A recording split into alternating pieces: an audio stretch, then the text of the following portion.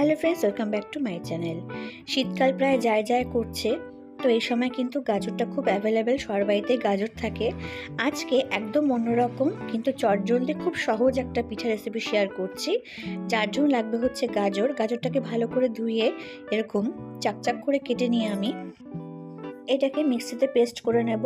দুধ দিয়ে পেস্ট করব। দেখুন এরকম মিহি একদম পেস্ট হবে, কোনো দানা যেন না থাকে বা কোনো গাজরের টুকরো যেন না থাকে। এবার প্যানের মধ্যে আমি প্রায় 2 চামচ মতন ঘি অ্যাড করে দেব। ঘি অ্যাড করার পরে পেস্ট করে রাখা গাজরটা কিন্তু দিয়ে দেব। দিয়ে ভালো করে 4-5 মিনিট একটুখানি কুক করে নেব, যাতে গাজরের কাঁচা গন্ধ ভাবটা চলে যায়। এর মধ্যে কিন্তু চিনি আমি অ্যাড করিনি। আপনারা চাইলে লিকুইড দুধের বদলে গুঁড়ো দুধ দিয়েও কিন্তু পেস্টটা করতে পারেন। তো গাজরটা দেখুন প্রায় শুকিয়ে এসছে, দুধটা একদম ঘন এরকম হয়ে গেছে, শুকনো শুকনো হয়ে গেছে। এই সময় আমি এখানে যে বাটিটার আন্দাজ 1 বাটি গাজর দিয়েছিলাম, সেই বাটি আন্দাজ আমি হাফ বাটি এখানে আমি জল অ্যাড করলাম। জল অ্যাড করার পরে অল্প 1 চিমটে লবণ দেব। লবণ দিয়ে ভালো করে ফুটিয়ে নেব। তো দেখুন জল দিয়ে ভালো করে যখন ফুটে উঠবে, সেই সময় আমি যে বাটিতে জল দিয়েছি সেই বাটির আন্দাজ হাফ বাটি জল দিয়েছি, তো হাফ বাটি আমি এখানে চালের গুঁড়ো অ্যাড করছি। দিয়ে ভালো করে মিক্স করে নেব।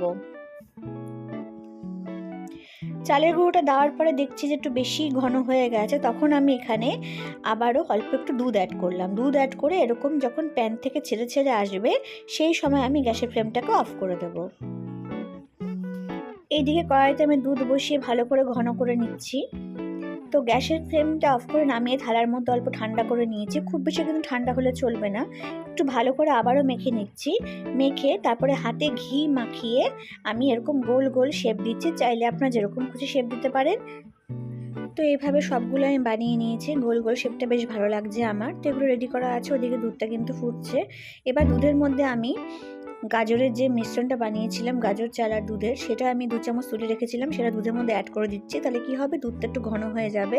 আর এই দুধটা কিন্তু বেশিক্ষণ ধরে জাল দিয়ে ফোটানোর কোনো দরকার নেই।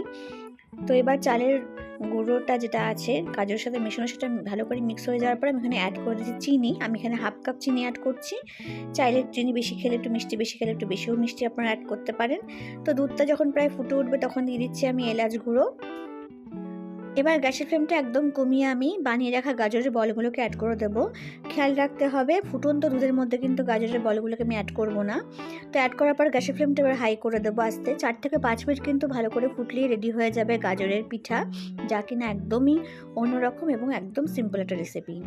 তো দেখুন ভালো করে ফুট উঠেছে। এবার আমি গ্যাসের ফ্লেমটা অফ করে দেবো। আর ঠান্ডা হওয়ার পর কিন্তু দুধটা আরও ঘন হয়ে যাবে, খেতেও কিন্তু অসাধারণ হবে। তো ফ্রেন্ডস, তৈরি হয়ে গেছে গাজরের পিঠের রেসিপি, যেটা কিন্তু একদম অন্যরকম। যারা পিঠা বানাতে ভাবেন যে অনেক বেশি সময় লাগবে বা খুব ইচ্ছে করছে পিঠা খেতে, তারা কিন্তু চটজলদি পিঠা রেসিপিটা বাড়িতে বানিয়ে নিজেও খেতে পারবেন এবং কোনো গেস্ট আসলেও কিন্তু তাদেরকে সার্ভ করতে পারবেন। আশা করি আমার এই সিম্পল রেসিপিটি ভালো লাগবে। ভালো লাগলে প্লিজ কমেন্ট করে জানাবেন। আর এই পিঠা রেসিপিটা কিন্তু ভীষণই ভালো হয় খেতে, একদম নরম সফট। আমি কেটেও দেখাচ্ছি কতটা সফট হয়। ভালো লাগলে কমেন্ট করে জানাবেন। And please support my channel. সবাইকে অনেক থ্যাংক ইউ।